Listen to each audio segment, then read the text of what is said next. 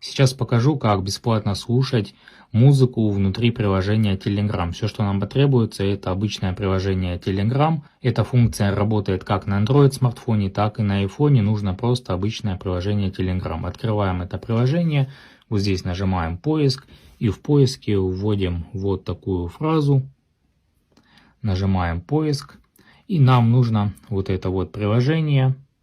Нажимаем вот сюда, появляется вот такое окно.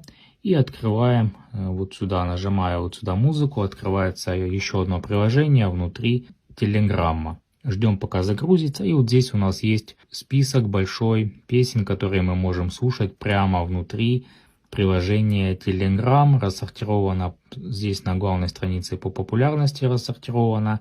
Также есть еще вот такая сортировка.